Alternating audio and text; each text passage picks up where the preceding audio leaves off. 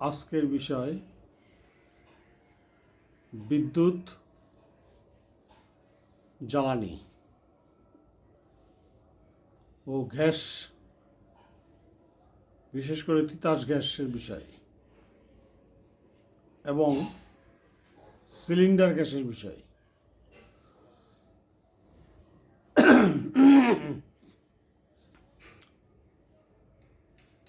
পল্লী বিদ্যুৎ আমাদের দেশে একটা বিশাল বড় প্রজেক্ট, অনেক বড় প্রকল্প, বড় মাপের প্রকল্প, যা আমাদের দৈনন্দিন বিদ্যুৎ খরচের পরে কলকারখানা বিভিন্ন জায়গায়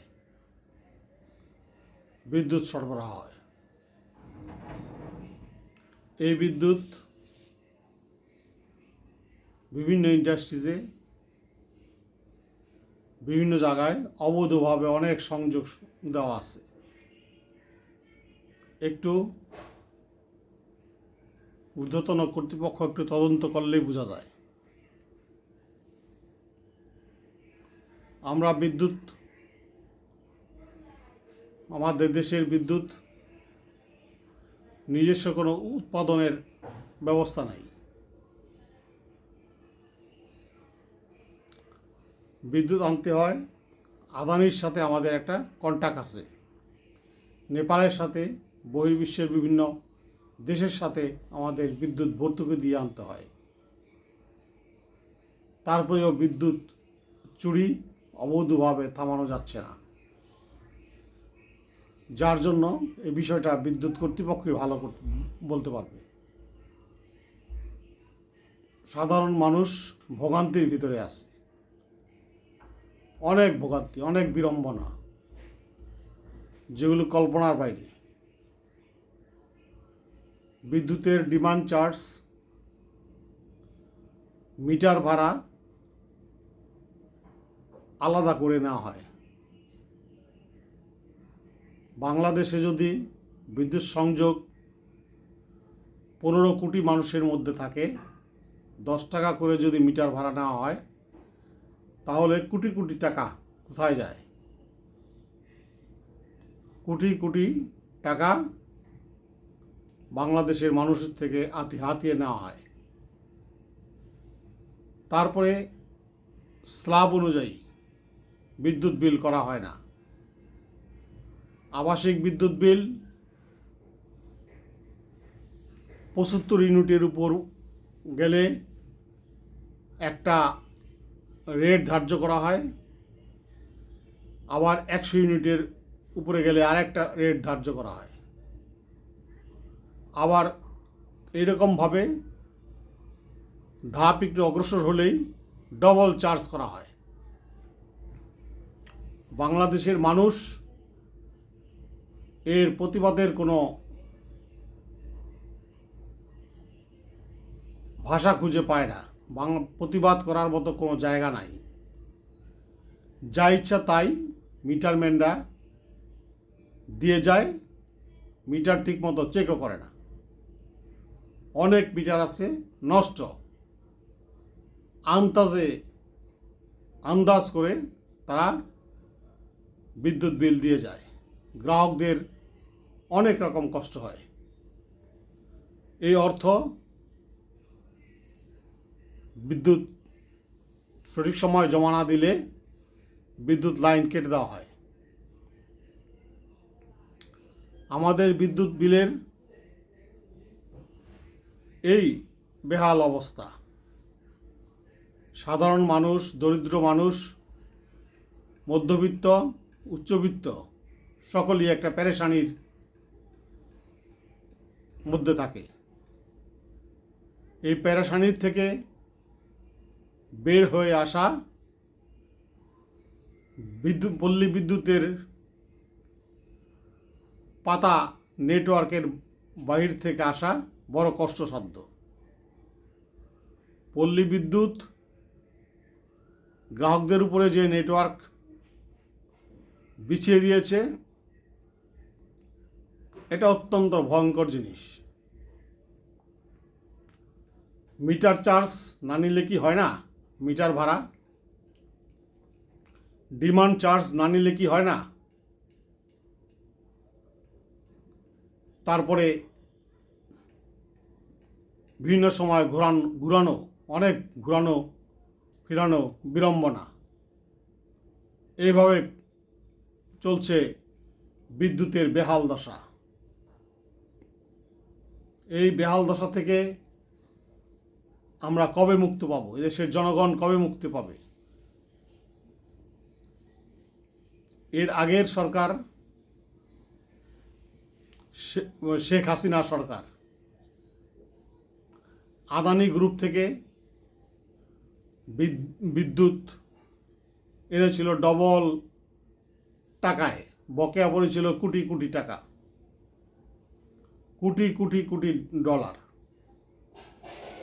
শোধ দেওয়া হয়নি। আর গ্রাহকরা যারা ভুক্তভোগী, তারা প্রতি মাসেই বিদ্যুৎ বিল দেওয়া হয়, পরিশোধ করা হয়। গ্রাহকদের বিদ্যুৎ বিল কোনো অবস্থাতেই তারা লেট করে না, যথাসময়ে তারা দিয়ে দেয়, এমনকি লেট ফি সহ দেয় অনেক ক্ষেত্রে। যাই হোক, তবে কেন বিদ্যুৎ আদানির বকেয়া পড়ে থাকবে? যেটা তত্ত্বাবধায়ক সরকারের সময় আমাদের মাননীয় প্রধান উপদেষ্টা ডক্টর মোহাম্মদ ইউনূসের সময় অনেক টাকা পরিশোধ করতে হয়েছে। সেটা গেল একটা দিক। তারপরেও এই জুন ক্লোজিংয়ে,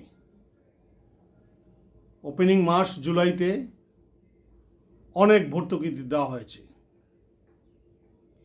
বিদ্যুৎ বিল, ভূতরে বিল অনেক সময় বানিয়ে দেওয়া যায়, বানিয়ে দিয়ে দেয়, আন্দাজের উপরে দিয়ে দেয়।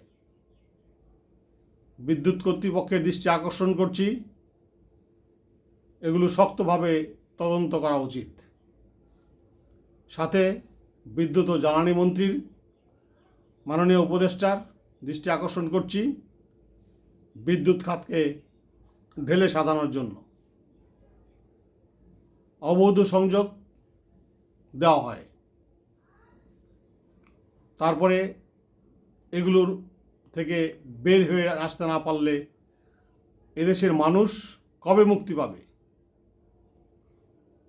এই কোটি কোটি টাকা ভর্তুকি দিয়ে দেশের মানুষ, তারা তাদের বিদ্যুৎ খরচা যে করে, এই খরচা, বিদ্যুতের সমস্ত বিল যথাসময়ে পরিশোধ করে। এই টাকা কোথায় যায়? এই টাকা দিয়ে আদানি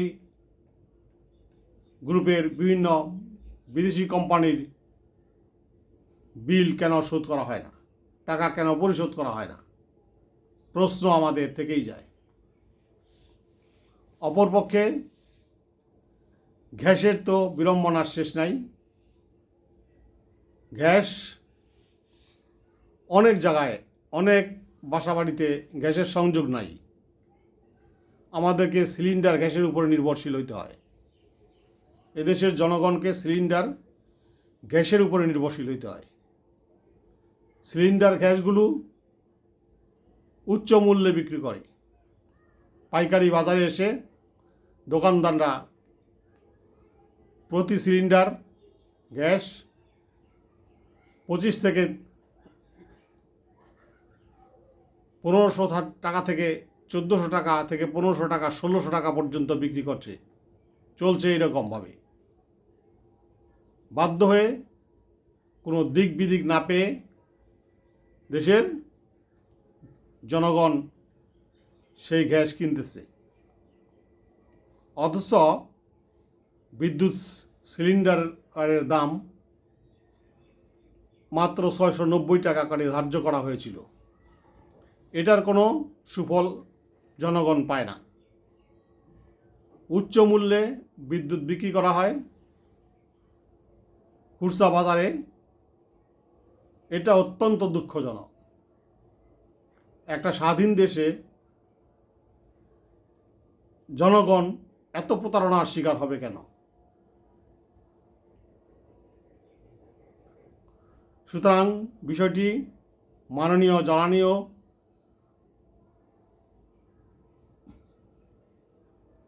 জ্বালানি মন্ত্রণালয়ের এবং জ্বালানি উপদেষ্টার দৃষ্টি আকর্ষণ করছি।